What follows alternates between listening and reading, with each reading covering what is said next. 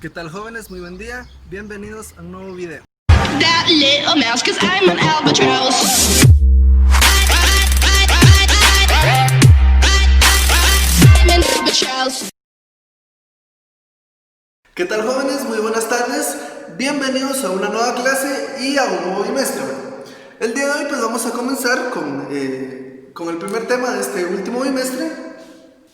Y vamos a comenzar por el tema principios de contabilidad generalmente aceptados. Bueno, estos son principios que por lo general son aceptados dentro de lo que es la contabilidad, ¿sí? Estos principios son 10 y vamos a estar comentándolos así brevemente para que sean de su conocimiento, puedan entender a qué se refieren y pues al final de la clase pues realicen una actividad como siempre, ¿verdad? Bueno, entonces comenzamos. Tenemos el primer principio, que es el principio de empresa en funcionamiento. Bueno, este principio nos afirma que la gestión de la empresa tiene una duración ilimitada, ¿sí?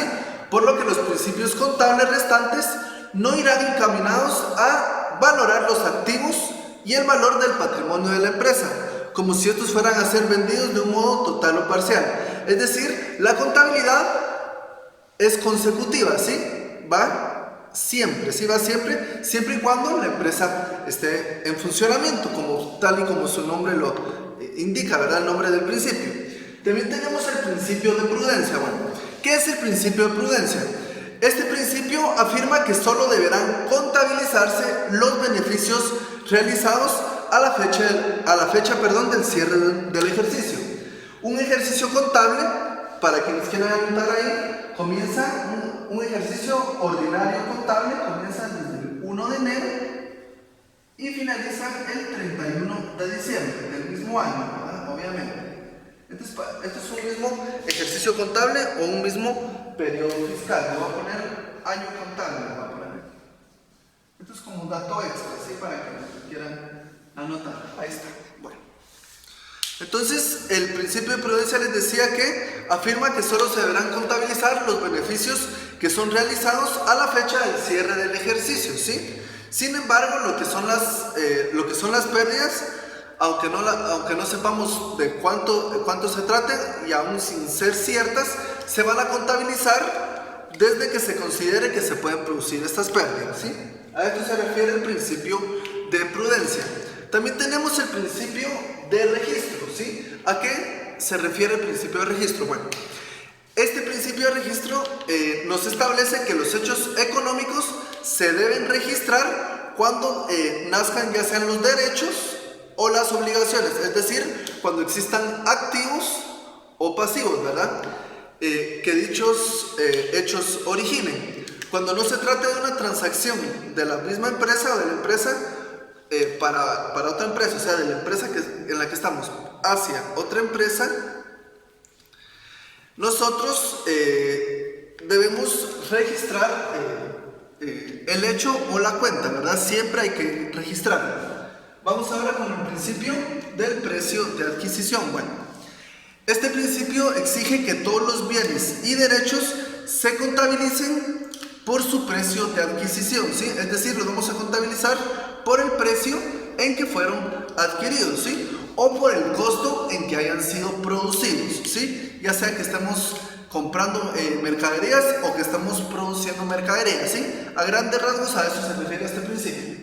El principio del devengo, ¿qué quiere decir? Bueno, este es un principio el cual nos va a establecer que la imputación, tanto de lo que son ingresos como gastos, deberán hacerse en función de la corriente real de los bienes y también de los servicios, ¿sí? Con independencia de cuándo se produzca la corriente monetaria o bien la corriente financiera, ¿sí? Ese sería el principio del devengo. También tenemos el principio de correlación de gastos o ingresos, ¿sí?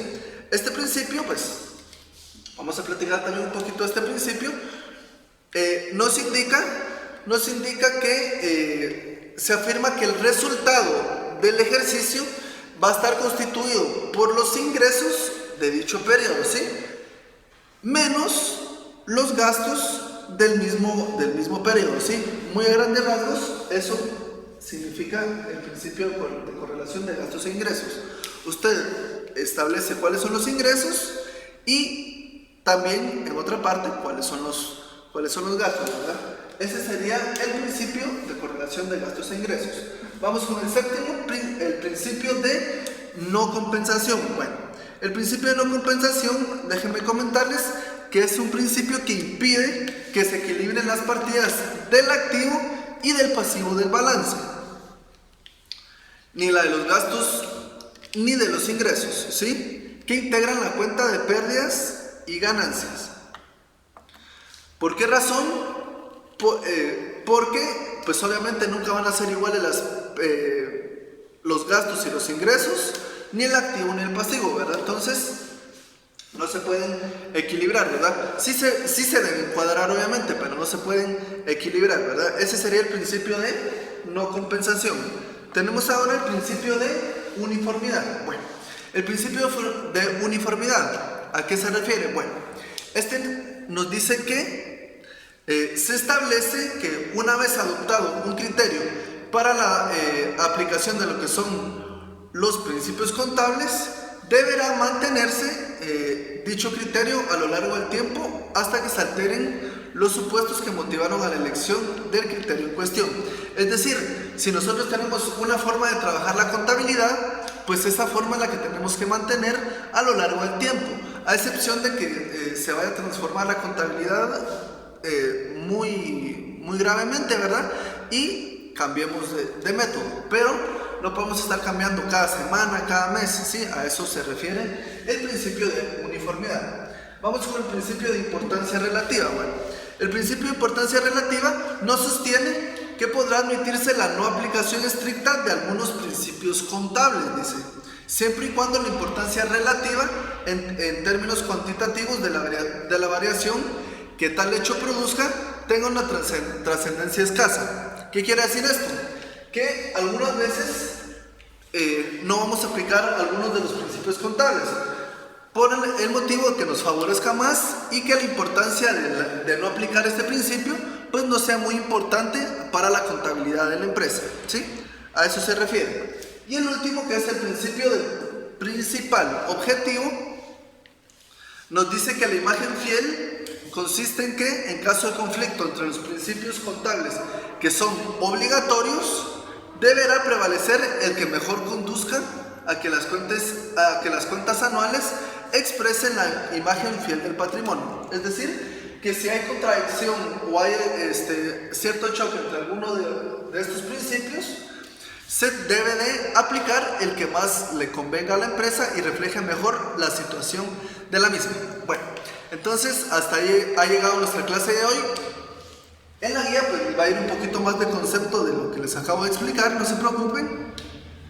Y la actividad pues como siempre va a ir al final del texto, ¿sí? Entonces eso ha sido todo por hoy, cuídense y hasta la próxima. Adiós. Bueno jóvenes, esto ha sido todo por hoy, espero que les haya gustado el video y por favor recuerden la tarea, quédense en casa.